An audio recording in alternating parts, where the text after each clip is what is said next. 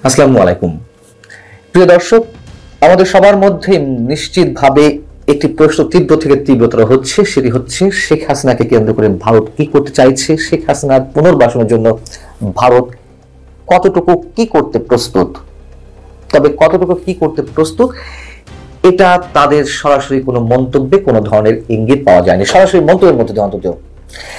কিন্তু শেখ হাসিনা তার বিভিন্ন সময়ে বিভিন্ন ধরনের অডিওতে আওয়ামী লীগের কর্মী সমর্থকদের উদ্দেশ্যে একটি বার্তা তো পৌঁছে দেওয়ার চেষ্টা করেছেন, তিনি যে কোনো সময় দেশের মধ্যে ঢুকে পড়বেন। কিভাবে ঢুকে পড়বেন? ভারতের সহযোগিতা ছাড়া কোনোভাবে এটি সম্ভব, অথবা তিনি যে আদৌ ঢুকতে পারবেন সেটি নিয়েও প্রশ্ন থাকতে পারে। কিন্তু ভারতকে চুপচাপ বসে আছে কোনো ধরনের পরিকল্পনা ছাড়া। শুধু প্রথমে এটুকু ইঙ্গিত দিয়ে রাখি, তার সঙ্গে নিয়মিত বৈঠক করছেন এমন দুজন ব্যক্তি, তা অনেকের কাছে অবিশ্বাস্য মনে হলেও হতেও পারে।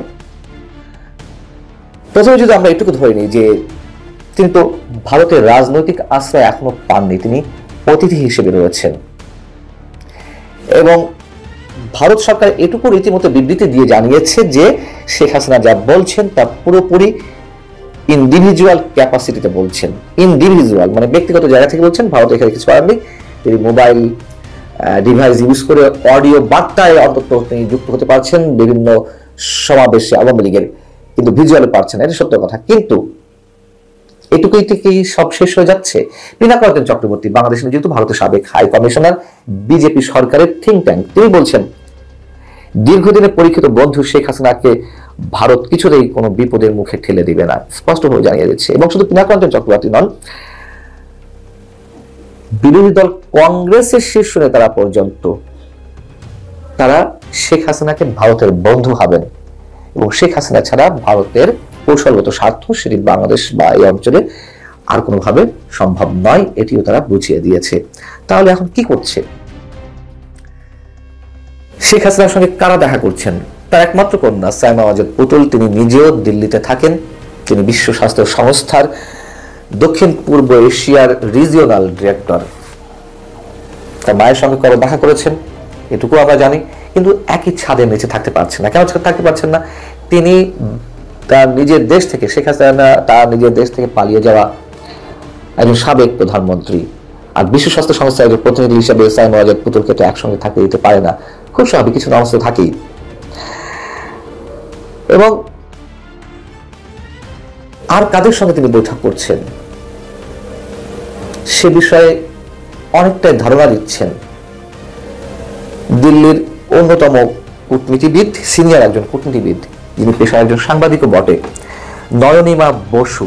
তিনি বিবিসিকে বলছেন নিশ্চিদ্র নিরাপত্তায় মরে রাখা হলেও শেখ হাসিনার সঙ্গে কিন্তু ভারতের সর্বোচ্চ রাজনৈতিক নেতৃত্বের মাঝে মাঝে দেখা সাক্ষাৎ হচ্ছে।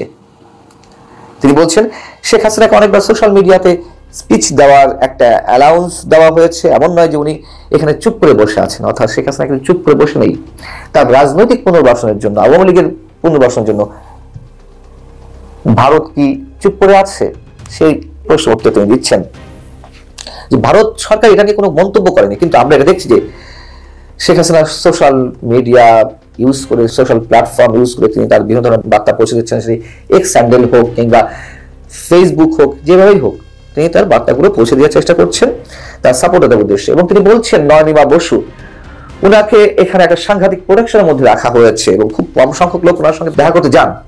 এবং এটাও জানি যে ভারতের প্রধানমন্ত্রী নরেন্দ্র মোদী আর national security advisor Ajit Doval, ওনারা দুজনেই শেখ হাসিনার সঙ্গে দেখা করেন। তিনি কিন্তু বলেনি দেখা করেছেন, একবার বা দুইবার দেখা করেন, তার মানে নিয়মিতই হয়তো অথবা মাঝে মধ্যেই দেখা করেন শেখ হাসিনার সঙ্গে। কিন্তু কখন করেন? গুরুত্বপূর্ণ কোনো পলিটিক্যাল ইস্যু থাকলে, সে কথাও তিনি উল্লেখ করেছেন। অর্থাৎ কম হোক বেশি হোক, প্রয়োজন মনে করলেই তার সঙ্গে বৈঠকগুলো হচ্ছে। আমরা কি ধরে নিতে পারি তাহলে আওয়ামী লীগের পুনর্বাসনের জন্য ভারত চেষ্টা করছে, এমনটাই তো? নইলে শেখ হাসিনাকে আশ্রয় দিয়ে রাখা হচ্ছে, এই পর্যন্তই শেষ, তার নিরাপত্তার প্রয়োজন এই পর্যন্ত শেষ, তাকে বন্ধু মনে করা হয়, তিনি ওখানে থাকছেন, নিরাপত্তা দেওয়া হচ্ছে, এই পর্যন্ত শেষ।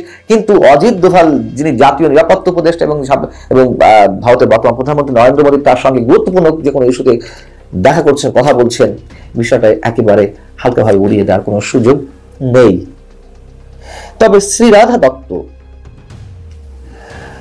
ভারতের ওপি জিন্দাল গ্লোবাল ইউনিভার্সিটির অধ্যাপক আন্তর্জাতিক সম্পর্ক বিভাগের, তিনি বলছেন শেখ হাসিনার পুনর্বাসন বা আওয়ামী লীগের পুনর্বাসনের ক্ষেত্রে ভারতের জন্য খুবই মুশকিল একটা ব্যাপার।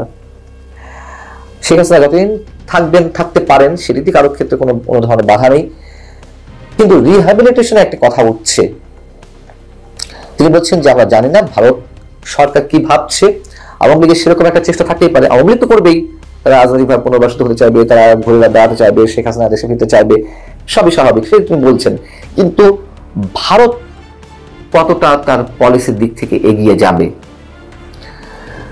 ভারত এগোচ্ছে, যতক্ষণ যাওয়া সম্ভব ভারত এগিয়ে যাবে, এটি আমার কথা। আমি বারবার বলি, ভারতের সঙ্গে বাংলাদেশের যে প্রায় ৪,৫০০ বেশি কিলোমিটারের যে সীমান্ত, সেটি অরক্ষিত রেখে ভারত কখনো চুপ করে বসে থাকবে না, অথবা সেটিকে সুরক্ষিত রাখতেই ভারত এখনো পর্যন্ত আওয়ামী লীগের বিকল্প কাউকে পাচ্ছে না। এখন যে কথাগুলো উঠছে, শেখ হাসিনা দেশের মধ্যে ফিরবেন, কিভাবে ফিরবেন, কোন প্রক্রিয়ায় ফিরবেন, তিনি আবার প্রধানমন্ত্রী হয়ে ফিরবেন, নাকি শুধু রাজনীতি করতেই ফিরবেন, নাকি জেলে যাওয়ার জন্য ঢুকবেন, এরকম অনেক প্রশ্ন উঠতেই পারে।